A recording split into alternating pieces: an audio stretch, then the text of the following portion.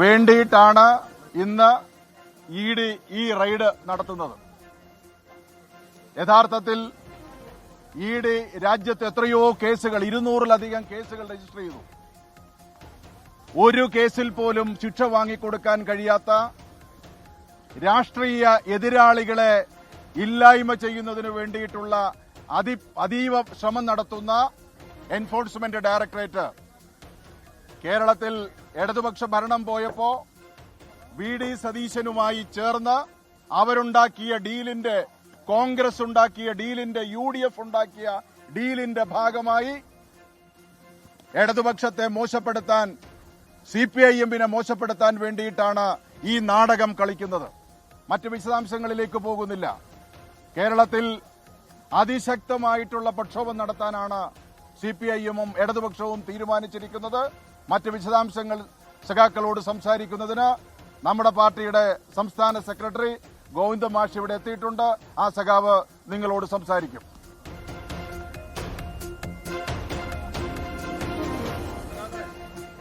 M V Govindan അവിടെ പ്രതിഷേധ കൂട്ടായ്മയിൽ സംസാരിക്കുകയാണ്. സംസ്ഥാന വ്യാപക പ്രതിഷേധത്തിനാണ് അവിടെ ആഹ്വാനം.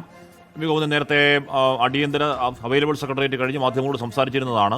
രാഷ്ട്രീയ പകപോക്കൽ, രാഷ്ട്രീയ വേട്ട എന്ന് തന്നെയാണ്. പക്ഷേ ഈ നേതാക്കളൊന്നും പറയാത്ത ഒരു കാര്യം എം വി ഗോവിന്ദൻ പറഞ്ഞത്, പിണറായി വിജയനെ പ്രതിയേർക്കാനുള്ള ഗൂഢാലോചന CPIM-ന്റെ നേതൃത്വത്തിന്റെ ഭാഗമായിട്ടുള്ള സഖാവ് പിണറായിക്കുമെതിരായി വലിയ രീതിയിലുള്ള ഒരു രാഷ്ട്രീയ ഗൂഢാലോചന അരങ്ങേറിയിരിക്കുകയാണ് ഇന്ന് രാവിലെ മുതൽ. CPIM-നെയും പിണറായിയെയും തകർക്കുന്നതിനു വേണ്ടിയുള്ള ബോധപൂർവമായിട്ടുള്ള ഇടപെടലാണ്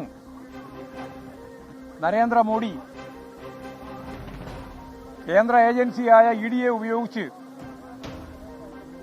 ഇന്ന് രാവിലെ മുതൽ 14 കേന്ദ്രങ്ങളിലായി റെയ്ഡ് നടത്തിക്കൊണ്ട് വരികയാണ്.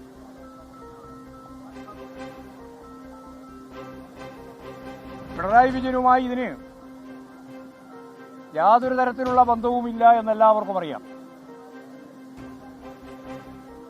എക്സ്ലോജിക്കിന്റെ കേസ് തന്നെ KMRL-ലുമായി ബന്ധപ്പെട്ട ഒരു കരാർ അനുസരിച്ച് 1.72 കോടി, 1,72,00,000 ഉറുപ്പിക വീണ വിജയന് അവിടെ അവർക്ക് നൽകിയ, KMRL-ന് നൽകിയ സേവനത്തെ അടിസ്ഥാനപ്പെടുത്തി നിയമവിധേയമായി ബാങ്ക് മുഖേന എല്ലാ ടാക്സും ഒടുക്കിക്കൊണ്ട് കൈപ്പറ്റിയിരിക്കുന്നു എന്നുള്ളതാണ് അവരുടെ കേസ്. ഇന്ന് കേരള നിയമസഭയിൽ അംഗവും മന്ത്രിസഭാംഗങ്ങളുമായ 2 പേരുടെ പേര് അതേ ഡയറിയുടെ ഭാഗമായിട്ട് തന്നെ ചേർത്തിട്ടുണ്ട്. ആ 2 പേര് ഇന്നും മന്ത്രിസഭയിൽ അംഗങ്ങളാണ്. അവർ 2 പേരും അത് സമ്മതിച്ചിട്ടുണ്ട്.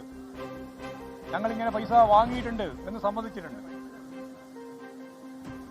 അവർക്കെതിരായിട്ട് കേസില്ല.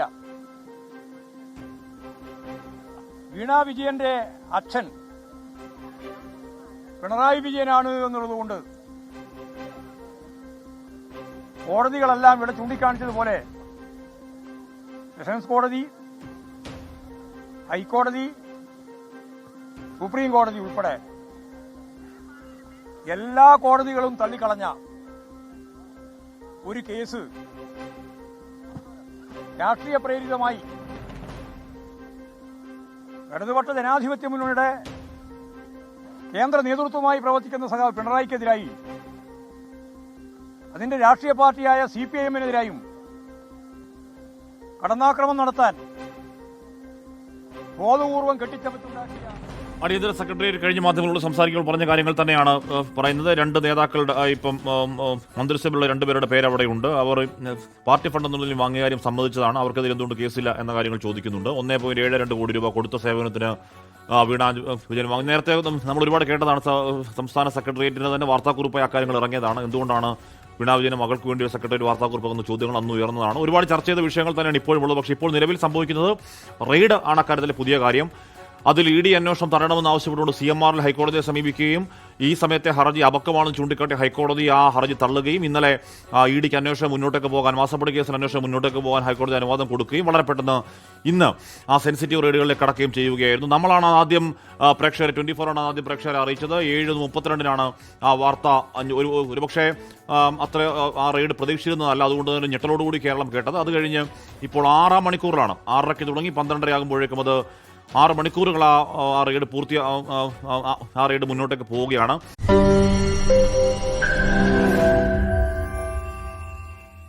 ലോകത്തെവിടെയായാലും ഏത് സമയത്തും 24 വാർത്തകളും ഓഗ്മെന്റഡ് റിയാലിറ്റി പാക്കേജുകളും എക്സ്പ്ലെയിനറുകളും വിശദമായി കാണാൻ ഞങ്ങളുടെ യൂട്യൂബ് ചാനൽ നിങ്ങൾക്ക് സബ്സ്ക്രൈബ് ചെയ്യാം.